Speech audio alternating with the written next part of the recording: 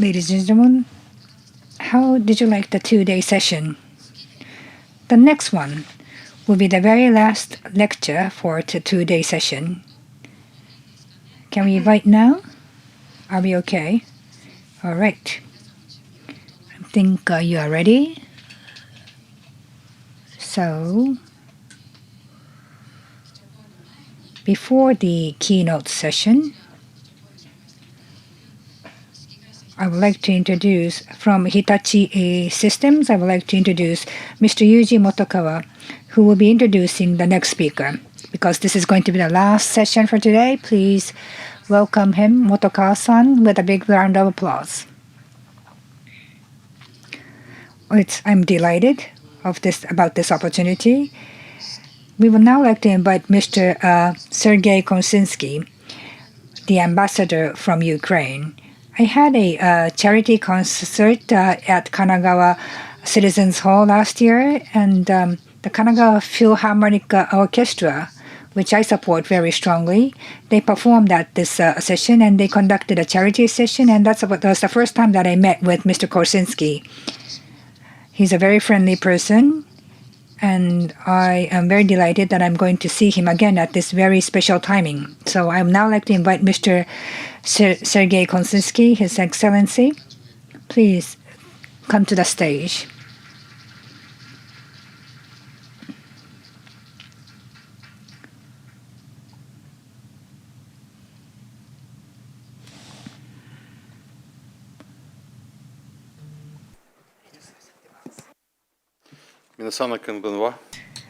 Good evening.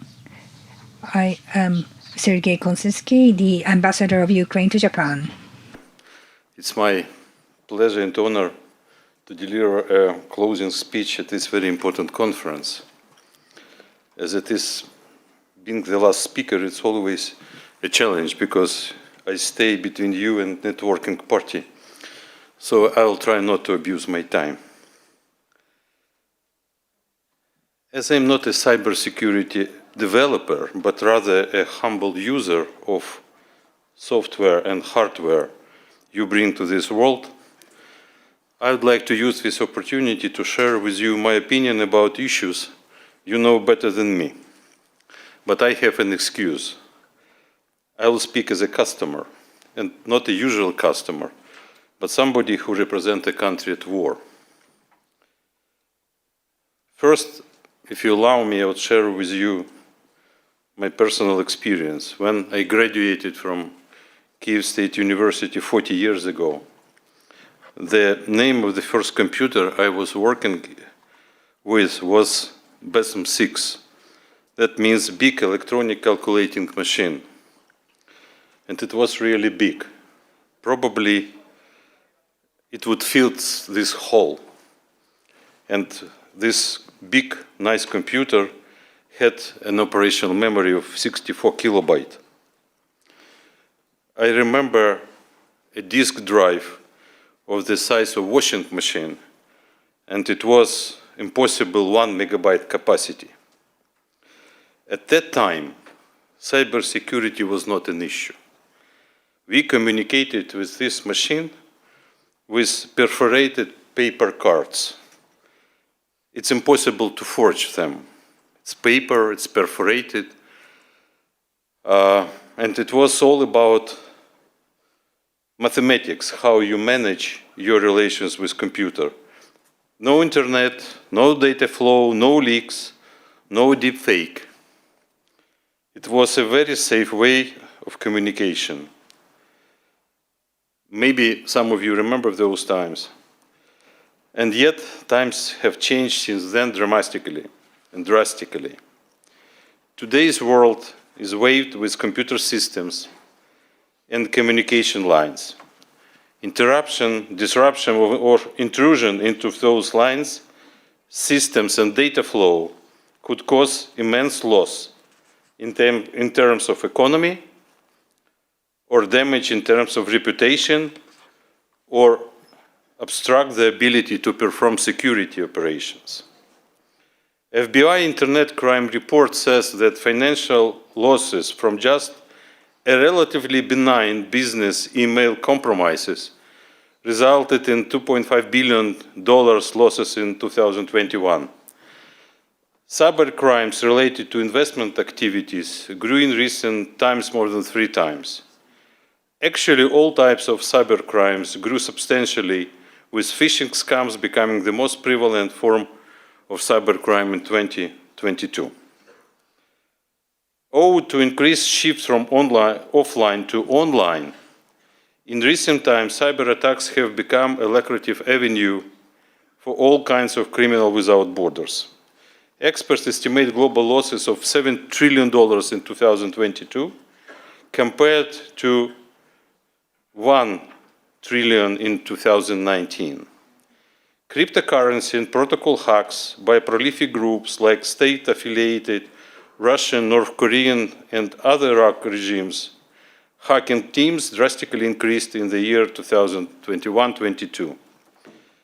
While the number of hacks and damage caused has been on a constant uptick, the types of cyber attacks have shifted dramatically in the past 5 years. In 2017, roughly 32% of recorded cybercrimes were connected to non-payment or non-delivery. This category includes purchases made via fraudulent online stores that never materialize and promised payment never arriving. Personal data breaches and phishing scams constituted additional 28%, while identity theft, credit card fraud, and other cyber attacks has a relatively low share in all reported cybercrimes. 5 years later, phishing has become the most prevalent cyber attack. This past year, more than half of criminal online activity was connected to this long-running type of cybercrime. While phishing via email has been around since the advent of the internet, hackers have since come up to this specialized version of phishing tailored to the corresponding channels. But let me tell you that this part, which is about economy, maybe right now is not the most important.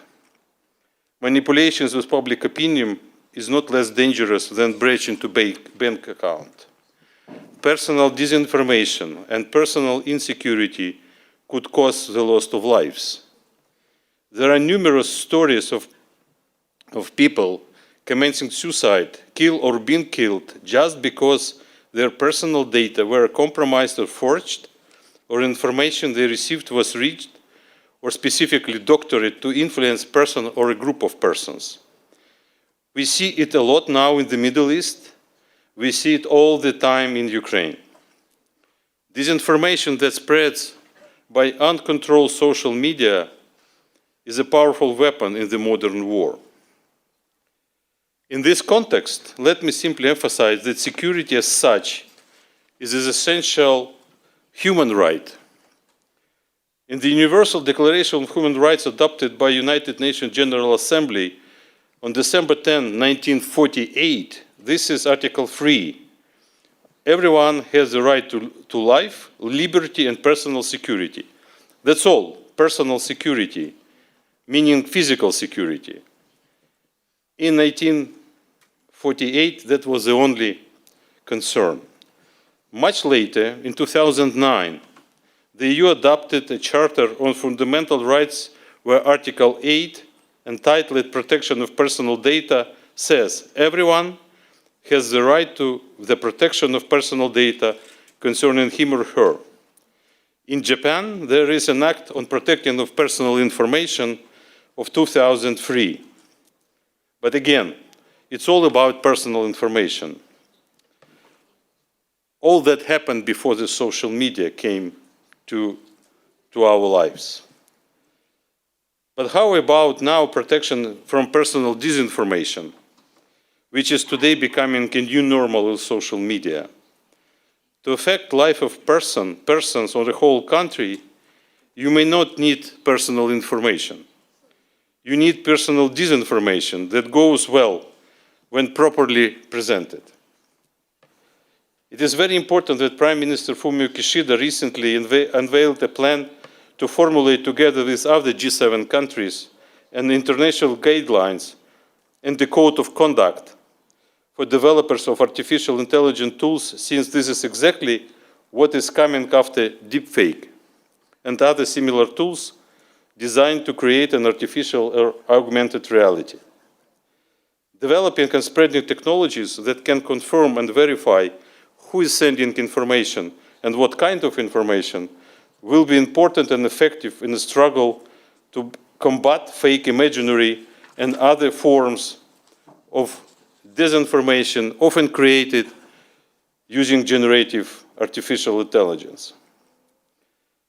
Those issues we see very clearly right now, today, with bloody military conflicts raging across our neighborhoods. Today, Ukraine is at war. And this war is very much different from any other war in human history. Just think about it. This war is the first major military conflict in the era of social media, which came to life in 2010. This is first ever war in times of iPhones, drones, Starlink, and artificial intelligence, which is already available. That means that the importance of protection of data flows, networks, communications, all kinds of sensitive information grows exponentially. The price is different. It's not in US dollars, it's in human lives. None of us were ready to such kind of war. Of course, at the beginning of this war, the usual peacetime cyber protection was in place, and we were able to repel the first wave of tsunami of cyber attacks, just to find out that during wartime, the cyber defense is not a fact, it's a process. War makes price of mistakes much higher than during usual activities. Even brief disruption of communication lines with military equipment or command centers can lead to military defeat, with people humiliated, murdered, raped. That makes the wartime cybersecurity different from its peacetime form, designed to protect against regular hacker attacks. Fortunately, we were fast in upgrading our security defense capabilities and continue to do so. But so does our enemy.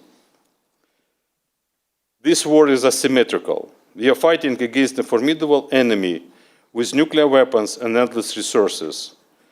Cyberspace makes a separate front of this war.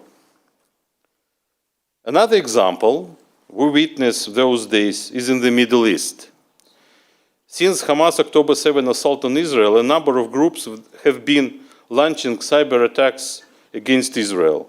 They include Russia-aligned groups Killnet and Anonymous Sudan, which had previously targeted Ukraine. We well know them, and nations supporting us. One of the targets was Israeli Red Alert application, which provides users with real-time warnings on rocket attacks. And according to Singaporean cybersecurity company Group IB, the hacker group Anon Host exploited vulnerabilities in the application to dispatch false notification of the incoming nuclear bomb attack. Meanwhile, the hacker group Indian Cyber Force has launched cyber attacks against Hamas-linked websites in support of Israel. In response, some anti-Israeli hacker groups have claimed attacks against Indian governmental websites. There are also groups that have called for cyber attacks against the Japanese government, reflecting the global nature of digital threats. There are now around 90 hacktivist groups on the pro-Palestinian side and 24 groups backing Israel, according to Indian cyber intelligence company Falcon Feeds. The most favorite method, you know it well, is distributed denial of service attack. This is what is happening in the cyber universe. Of course, exactly the same story is happening in our war against Russian aggression. We have dozens and dozens bot farms and hacker groups from Russia, North Korea, Iran, attacking our infrastructure, our system of communications, our banking system, etc., etc. So far, we are doing very well. It is honestly saying, even for me, being Ukrainian and being knowledgeable what we can do in this area, it's a surprise for me how we were able to survive and to maintain our infrastructure and communication system and financial system operational. So now I would like to share with you some conclusions, what we can derive from our experience in fighting with cyber crimes during war times. So let me first identify 6 areas of cyber universe that needs security. First, it's level of the government. That's communications, online platforms. You know that well. Once COVID happened, we turned into online. Summits between the leaders of big states were conducted online, and definitely it was a serious issue what kind of platform you use to communicate, because some of them were developed by rogue states, some of them were just enough, not sophisticated enough to provide effective communications. So it's a serious problem. Now, of course, we are back to normal business, but as a diplomat, I can tell you, nothing could substitute personal communications with your interlocutors. But still, communication at the governmental level is a paramount priority. Second, that's infrastructure. Energy and transportation are the most important. When, again, this war, which we experience now, after, actually it began 2014, but the recent aggression since 24th of February last year, we have 15 nuclear reactors operational on the territory.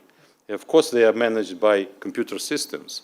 And intrusion into this system can cause a nuclear accident of epic scale. So energy infrastructure, that's number one. Number two, it's transportation system, which, again, you know that well, you understand that it's managed by very important communication software systems. Financial institutions, banks and funds, and again, simple theft it's not the biggest problem.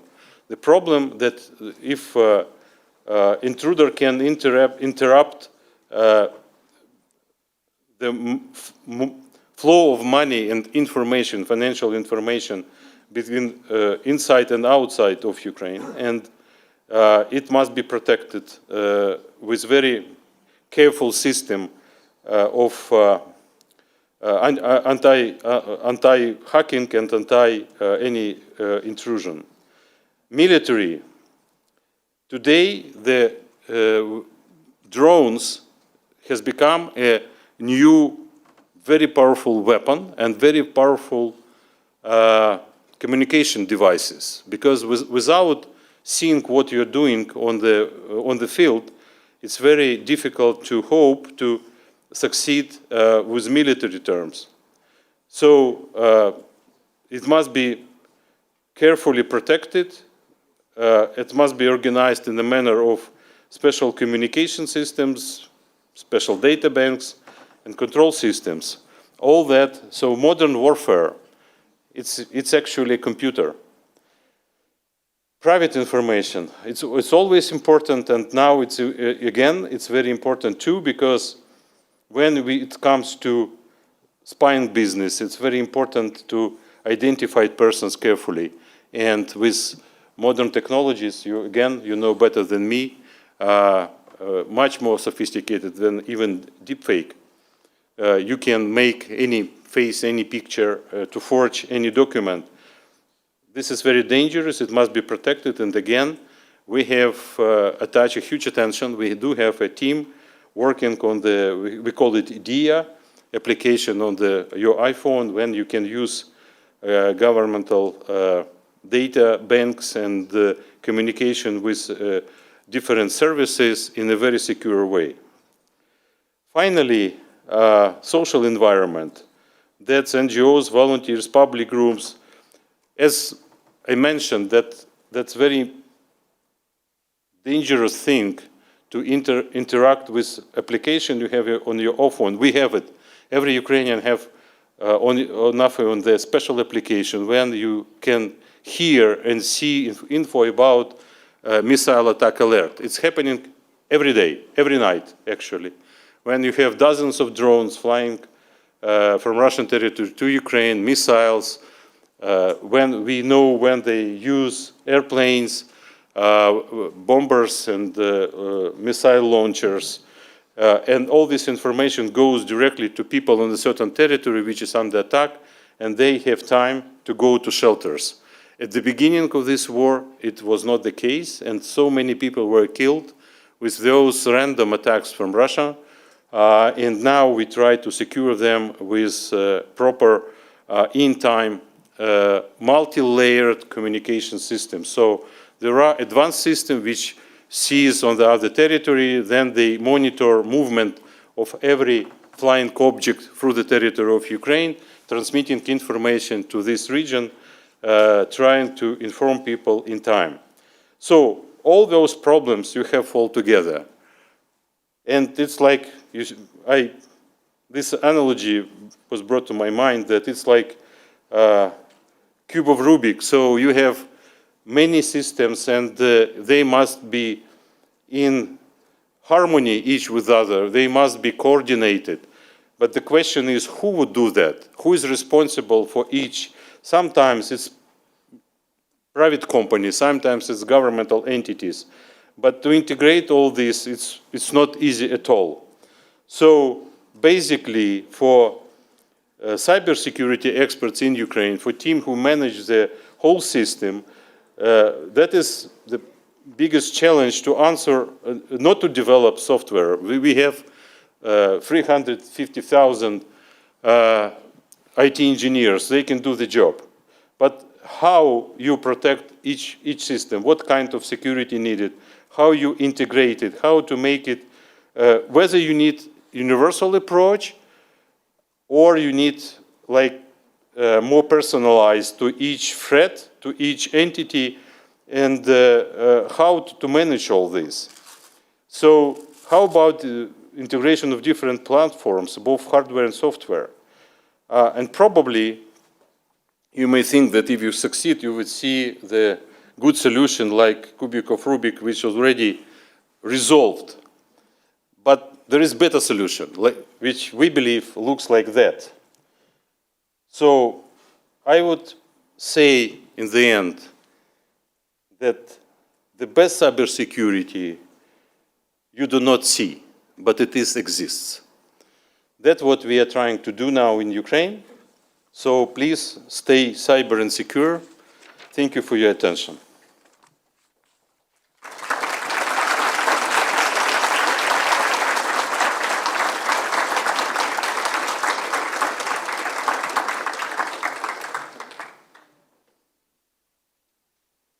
That's it, I understand.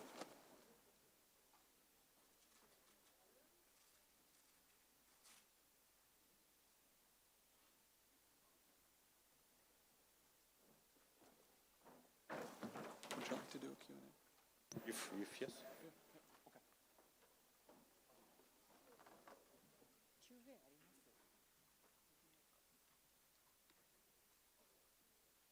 Would you like to have a question? If it's I mean, yeah, if there are questions, yes. Okay.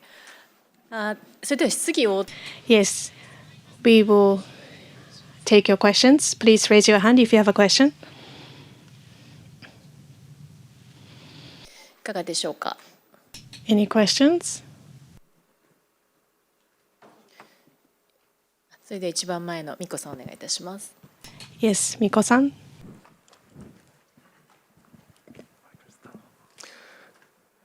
Mr. Ambassador, Slava Ukraini. Thank you. Thank you for your talk. I'm Mikko Hyppönen from WithSecure in Finland. I have a question about your opinion about the technology capability of Russia and also of Ukraine. Russia is a big country. They have tons of technology expertise, technology universe, great programmers, great researchers, but they don't seem to be exporting any technology. In fact, in my experience, we use more exported Ukrainian technology, like software, than Russian technology. Russia is a much bigger country. What's the difference? Why, in your opinion, is Russia closed as a technology exporter? Thank you.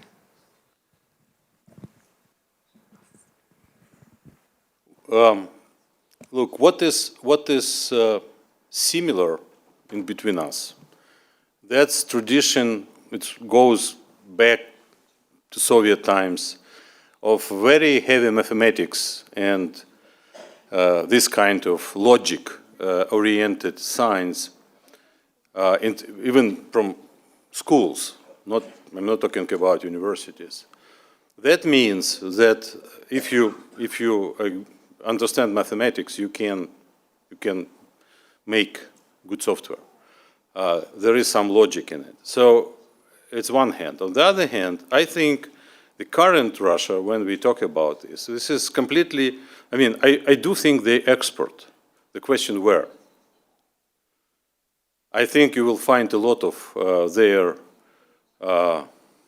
solutions for hacking in North Korea, in Hamas. Who taught Hamas to use drones? You think they have schools that can teach people to use the most sophisticated technology? No. We know for sure that's Wagner Group, which were behind them. So this is kind of things, definitely they work with other countries. At the same time, they're very cautious about being run by KGB mafia. The country is very cautious on communicating with the outside world. So whatever you open yourself, if you sell something, you open yourself, you kind of share your know-how or whatever. And I think they're very slow in this. On our side, we are absolutely open because we are not working against anybody. Just in Global Logic company, which was bought by Hitachi, we have 7,500 IT engineers in Ukraine. And they continue to work during the wartime because it could be distance, it could be done anywhere. We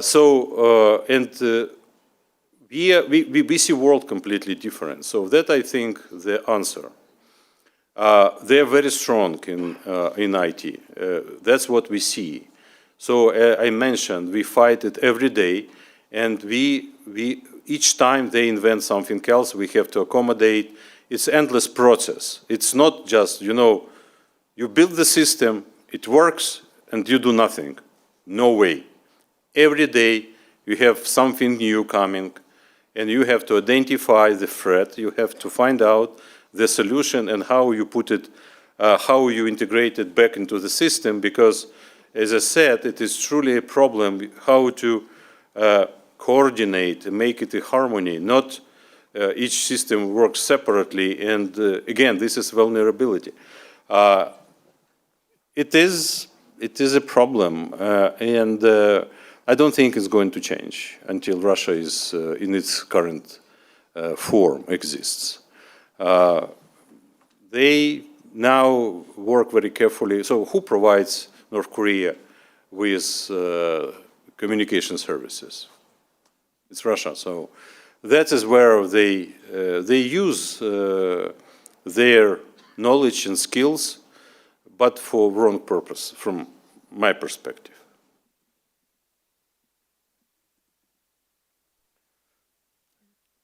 It's time for party now. よろしいですか。はい。ありがとうございました。 All right, thank you. Any other questions? Okay, I see another hand there in the front row, in the same block.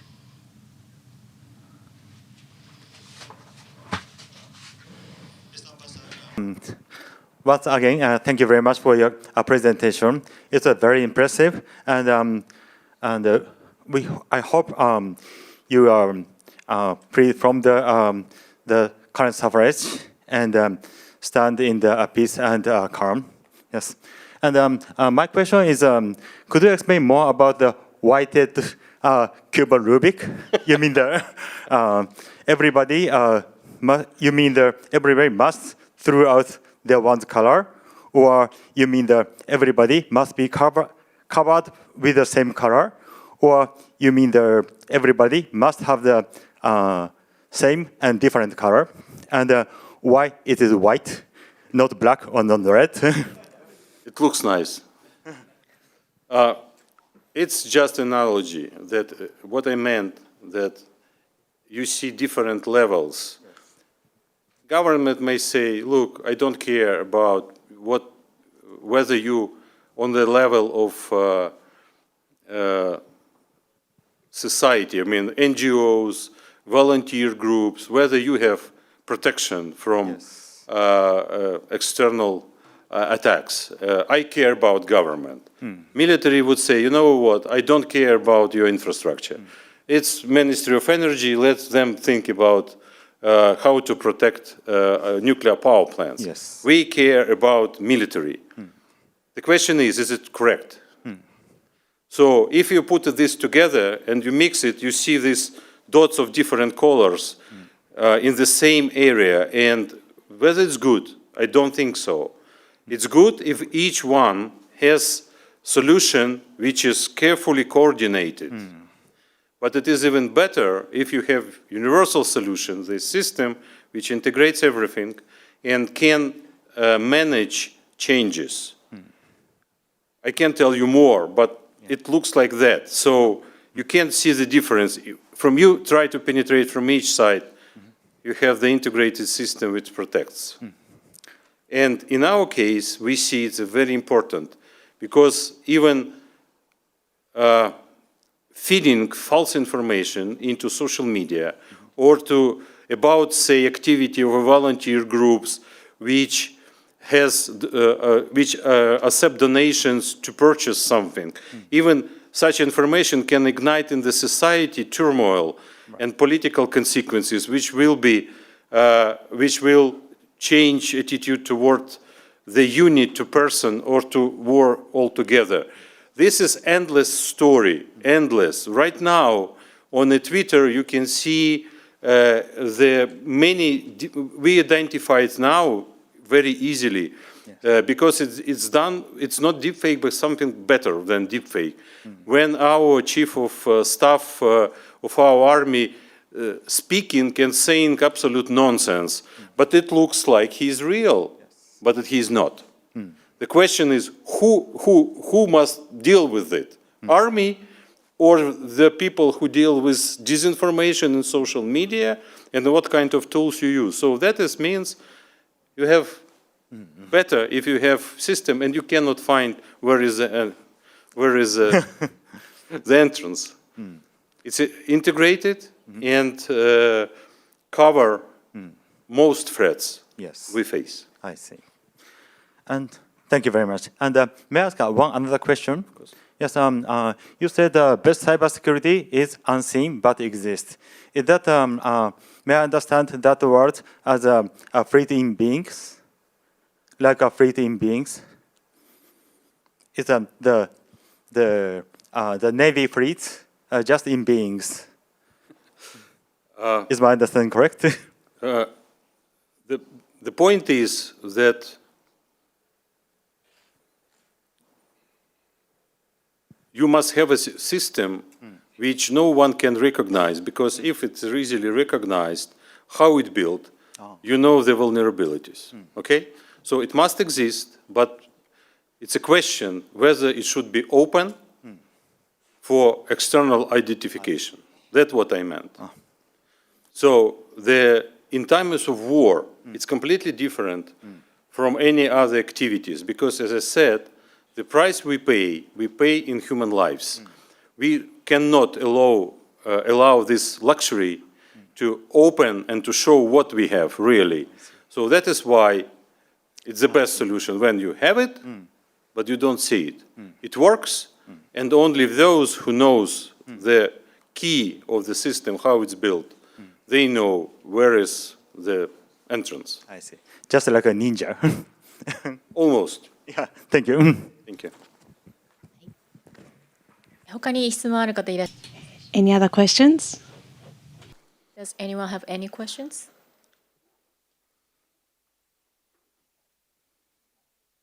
よろしいですか No questions? Is this one? お話ありがとうございました。 Thank you very much for your speech. So in Ukraine,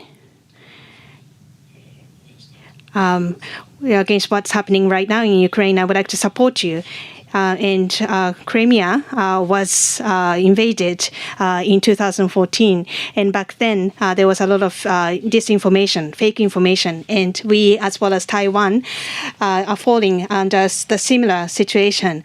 Is there anything that we should prepare in advance? If you have any advice, I would like to hear your advice. Thank you. It's a very good question. I think that in this war brought us to understanding that how you see modern warfare, how you see the war is conducted, it's completely different than anything we saw before. And one of the major tools to distract the society, the government, the military, that's disinformation. So I think everyone who may feel uncomfortable from security point of view must be very concerned about attacks which can be identified as the beginning of invasion, because before that's what we experienced. Even before military invasion, we have seen endless number of disinformation campaigns. And if you may not remember this moment, but for us it was very interesting. At some point when definitely we identified that the source of attack was from Russia. And Putin was asked by some journalists about that. And he said, show me this finger of this programmist who entered, who pushed the button. So you can't identify with 100% where it comes from. That is the point. That is a lot of efforts must be done together to be able to identify source of information, who sent it, and probably we will see new protocols of this kind of communications, because no other way. If they hire hundreds of young Russians, into companies which are bot farms, they endlessly spread false information. We see it. We have now special units in Ukraine, special, I would say, not companies, but part of the governmental infrastructure, monitoring that the same news, the same text, coming out like in dozens and dozens of accounts on every social media you can imagine. The same text. And then it's reduplicated, it's going deeper and deeper. And this is very difficult to, again, you have to catch it at the beginning. You have to find a way how you fight against that. It's not easy. We are doing now. We are learning how to do it right now. But basically, everyone must be ready that will be only increasing. And with the new technology coming to make fake videos, to make fake, putting wrong words into mouth of the officials, that is something which will be a new normal. And that is extremely dangerous and extremely important, because it could lead to wars. If you see somebody stated, I announce a war on this country, or something like that, and you would not check it against what you see on social media, you're in deep trouble. We have very extensive discussions with countries in Asia about that, with many of them. They are very much concerned about such campaigns coming from several regional actors. And how to manipulate elections. This is another way. How you influence political decisions. You do not need army.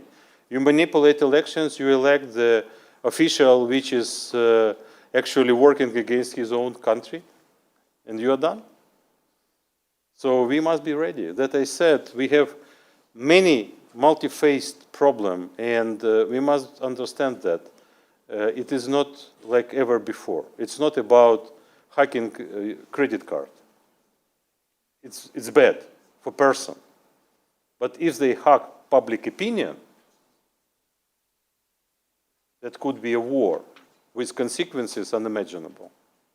So that's what we have to be ready.